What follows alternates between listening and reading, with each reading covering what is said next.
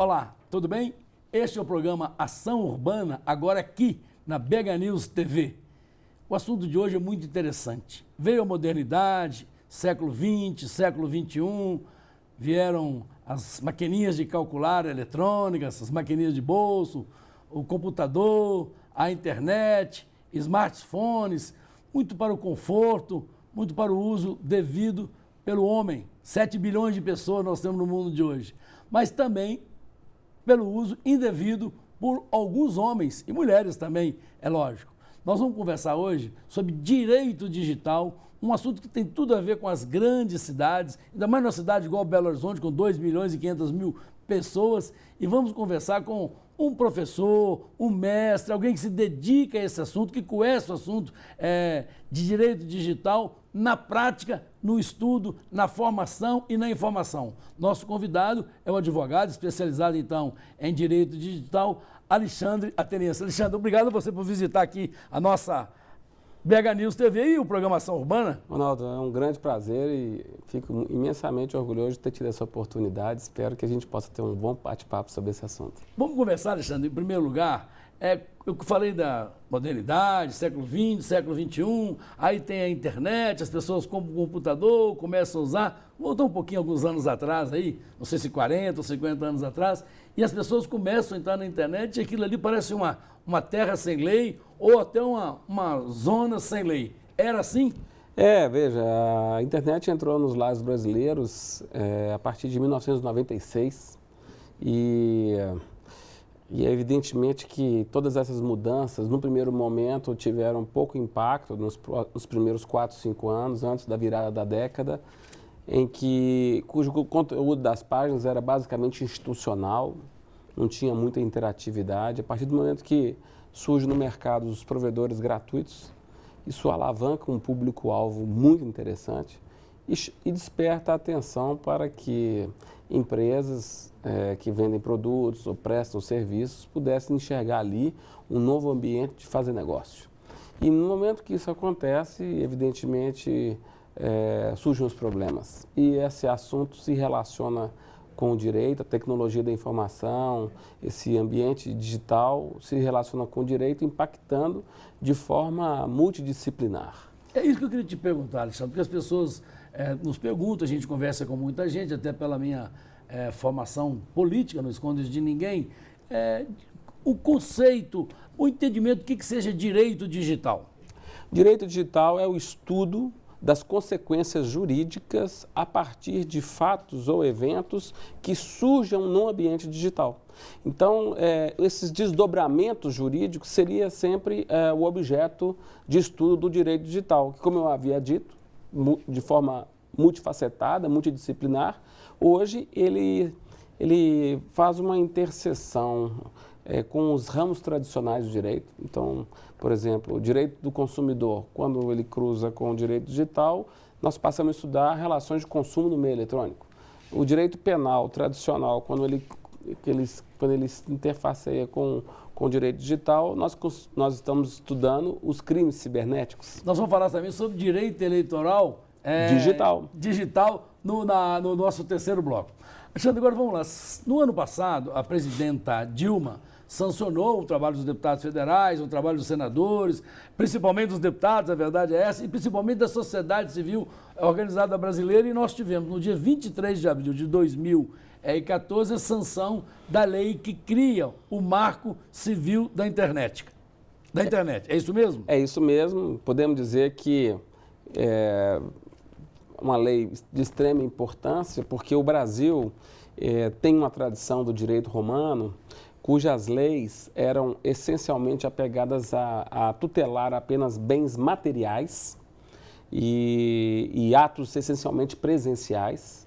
E a sociedade evoluiu e, consequentemente, hoje nós temos uma infinidade de negócios, de situações que envolvem as pessoas que são desenvolvidas nesse ambiente digital e precisávamos de ter um marco regulatório que pudesse tutelar os direitos do cidadão quando esteja presente nesse ambiente digital. Daí a importância do Marco Civil, para garantir direitos e, sobretudo, para fixar algumas obrigações extremamente necessárias, que são basicamente lembradas quando a gente tem que enfrentar incidentes, quanto aos prestadores de serviço, notadamente os provedores de conexão e de conteúdo que atuam diariamente na internet e lucram muito a partir daí. Eu lembro que a sanção foi dia 23 de abril de 2014, ano passado, um ano eleitoral. A presidenta Dilma sancionou essa lei num evento internacional, até para dar uma repercussão, e a lei ia passar a vigir mesmo 60 dias depois, né? Então, abril, maio, junho. E hoje, o Marco Civil da Internet está funcionando, Alexandre Ateniense? Já está funcionando, inclusive trouxe bastante efetividade para situações que eu, como advogado, enfrento todo dia, que, dentre outras coisas, que é remover conteúdos ilícitos na internet.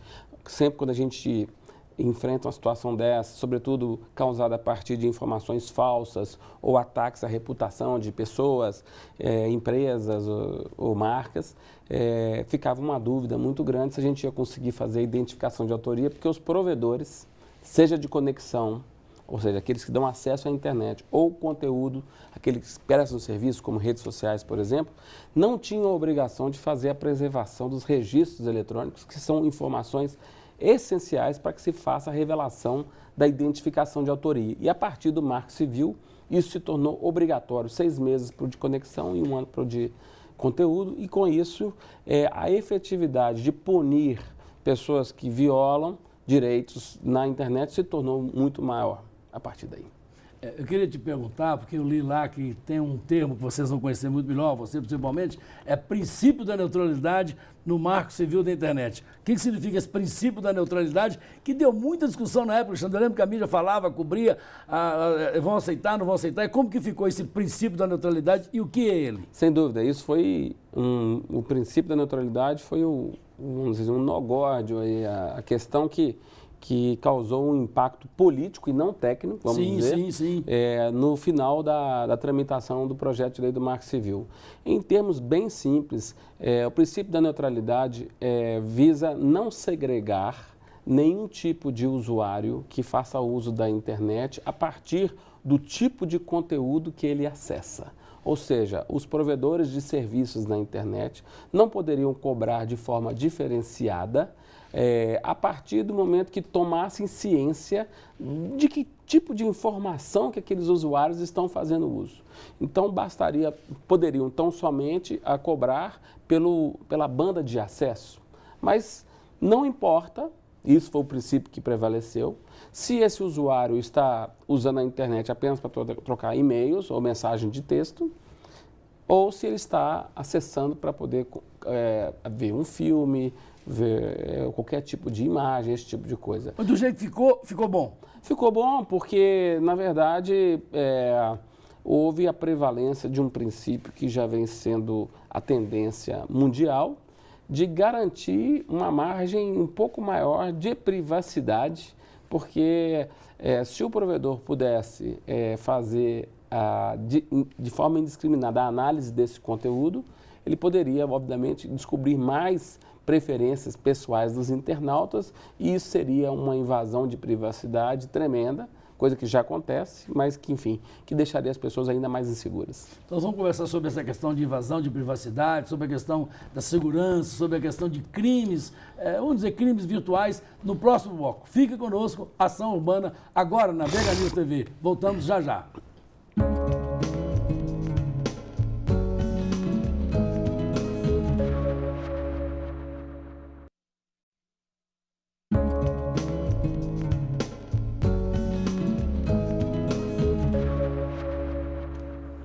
Voltamos para o segundo bloco desse Ação Urbana e, como eu costumo dizer agora aqui na BH News TV, hoje conversando sobre um tema palpitante, né? Direito digital. Cidade de Belo Horizonte, outras cidades todas, uma população brasileira de 203 milhões de pessoas, mais de 100 milhões de acessos por computador, mais de 200 milhões de celulares aí. Estamos conversando com um advogado, especializado no assunto, Alexandre Ateniense. Alexandre, vamos falar agora sobre a questão da segurança. E eu vi que nós temos um Dia Mundial da Internet Segura. Conta para nós. Olha, esse é um dia muito, muito comemorado, muito celebrado, onde nós tentamos fazer com que as pessoas criem uma cultura que não tem, que cá entre nós. O brasileiro, eu sempre digo, ele é exibido em potencial na internet e, ao mesmo tempo, extremamente ingênuo em termos de privacidade. Nós temos incidentes que causam vítimas em diferentes faixas etárias, inclusive cada vez mais crianças.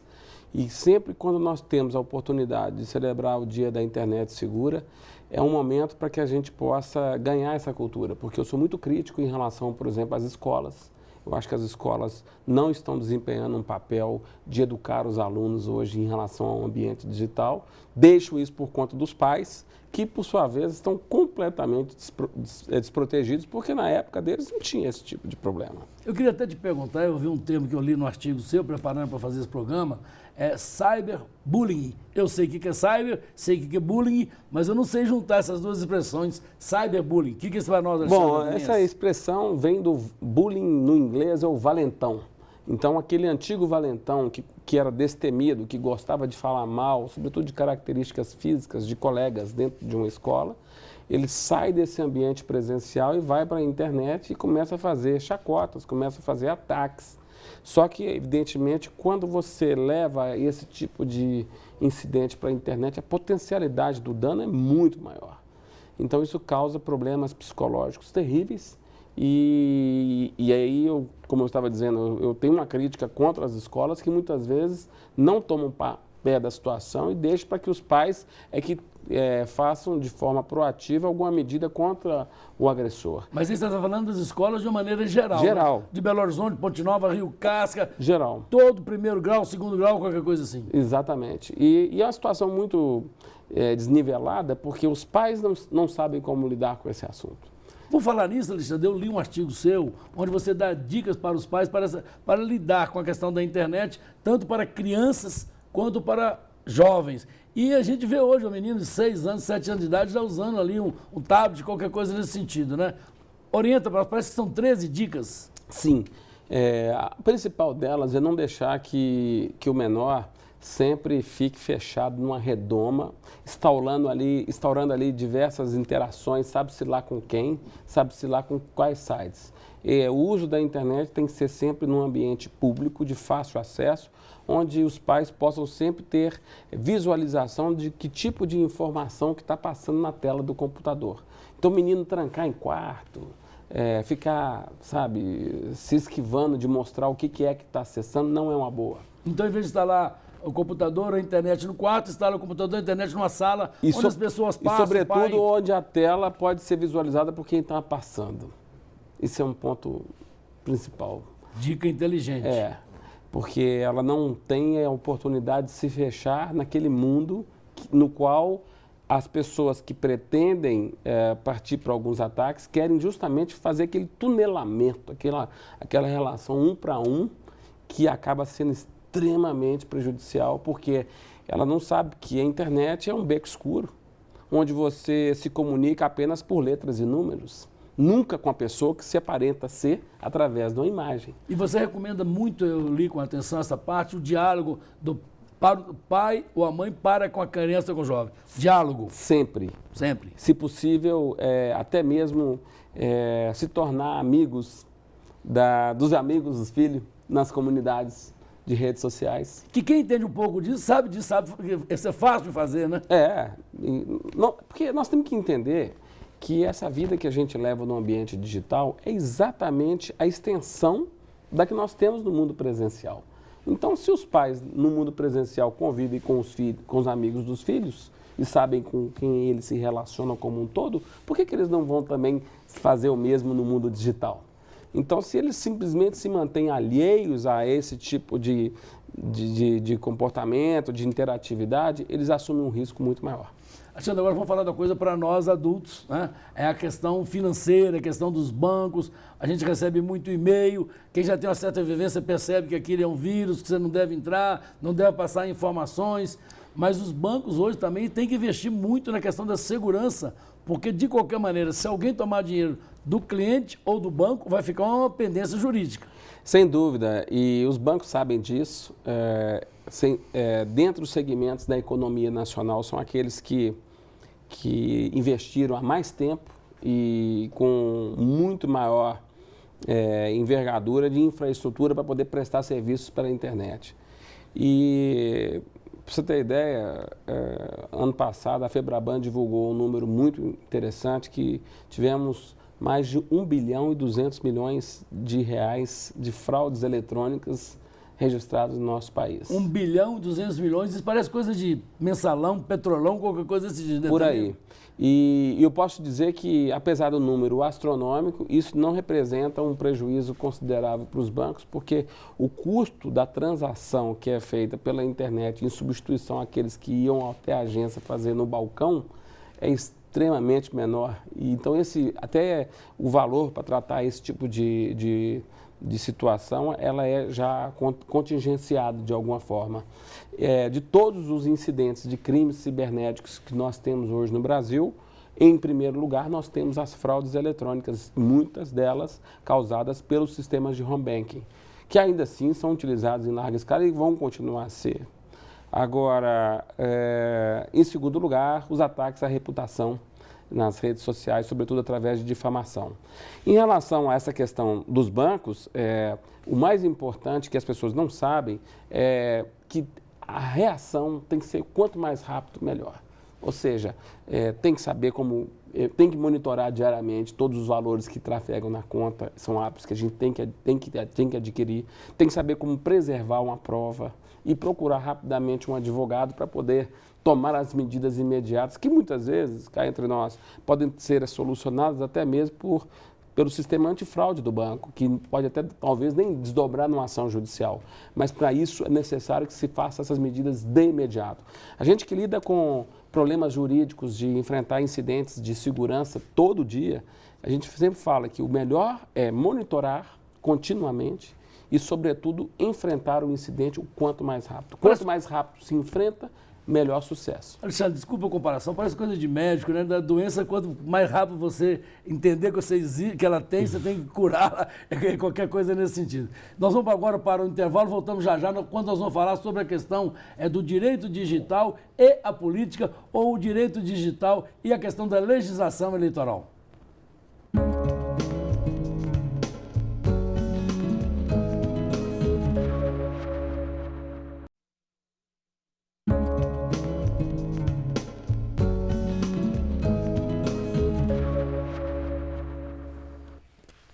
Voltamos para o terceiro bloco do programa Ação Urbana, conversando hoje sobre direito digital com um craque no assunto, professor no assunto, entendido no assunto, Alexandre Ateniense. Eu queria aproveitar e dizer que o INPE, Instituto Política e Cidadania, vai promover uma palestra do Alexandre Ateniense na noite de 27 de abril, uma segunda-feira, e você pode fazer a inscrição através do e-mail inps@inps.org.br. Eu quero te dizer que nós temos poucas vagas ainda, então faça rapidamente para que o seu lugar seja assegurado. A palestra do Dr. Alexandre, nesse caso específico, é gratuita pela amizade que tem e pelo serviço que presta à coletividade de Belo Horizonte. É um trabalho do INPE, que é um dos realizadores do nosso programa.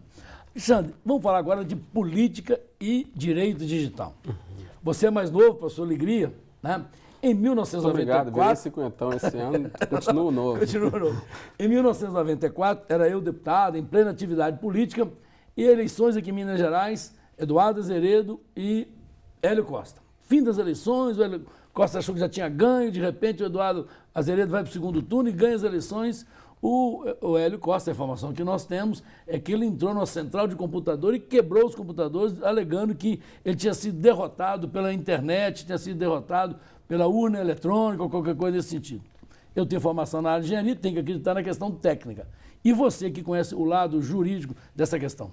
Olha, eu tive a oportunidade de trabalhar como fiscal de todos os sistemas que são utilizados no processo eleitoral no Brasil, no TSE, porque nós temos uma lei no nosso país que dá prerrogativa para todos os partidos políticos, a OAB e o Ministério Público nomearem seus representantes para poder fazer o acompanhamento de todos os momentos, desde quando é gerado o sistema e depois distribuído para todos os TREs no Brasil inteiro.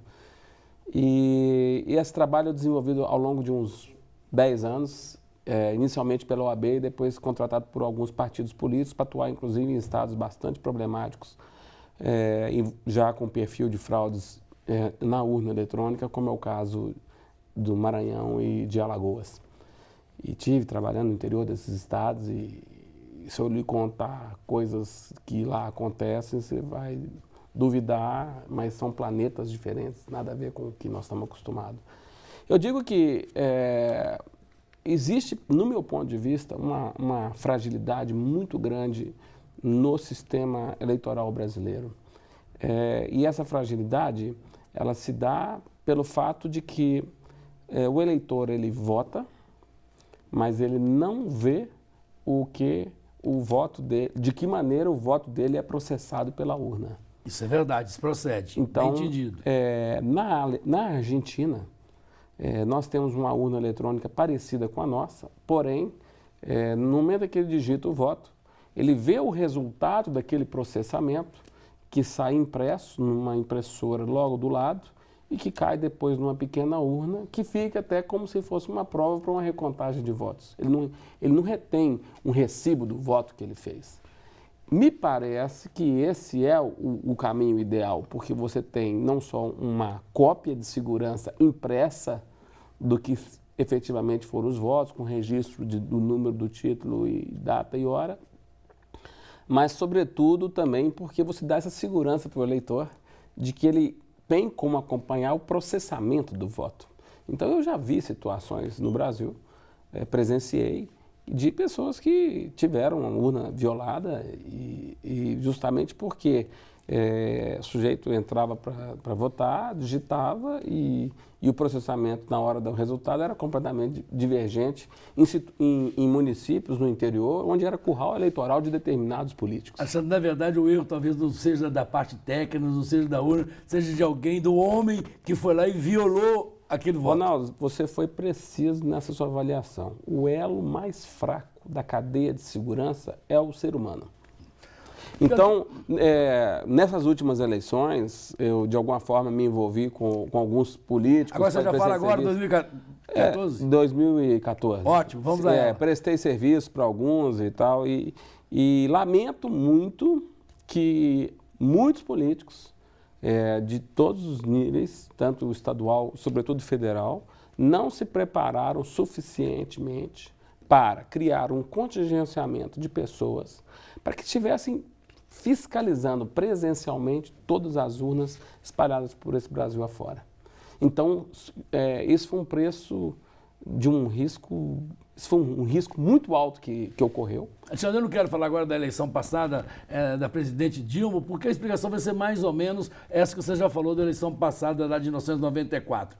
Eu queria comentar com você, que você comentasse com a gente, nós que acompanhamos, conversamos com muita gente conversa com a gente, as brigas no Facebook, porque alguém está apoiando o Aécio, alguém está apoiando a Dilma, falou aquilo, e a pessoa vai, desfaz uma amizade de 10, 20 anos, por questão circunstancial do momento, que é uma coisa importante, que é o voto, que é a política. Qual a análise que você faz disso aí, Alexandre? É a extensão da vida presencial, né? Então, eu acho assim, aquela história que a gente sempre ouve dizer, né? Política e time de futebol nunca deve entrar, e religião a gente nunca deve entrar em discussão, porque nós não vamos nunca chegar a um final que possa interessar a todos. Eu acho só que eu vi coisas que realmente passaram do limite da liberdade de expressão. Eu quero, antes de fazer a última pergunta para o Alexandre, lembrar a você que você pode fazer inscrição para a nossa palestra na noite de 27 de abril, lá no INPS com o Dr. Alexandre Ateniense, quando ele vai falar para nós sobre direito digital. Temos algumas poucas vagas ainda, mas você pode fazer a sua inscrição. imps.org.br. Alexandre, última pergunta para a gente acabar o nosso programa aqui com chave de ouro. Quero agradecê-lo já. Eu queria só lembrar da questão do livro que eu fiz sobre o direito digital eleitoral, que inclusive está gratuito para poder fazer download pelo meu site. Mas então a pergunta que eu ia fazer é exatamente sobre essa questão. Fala sobre esse livro para nós, Alexandre.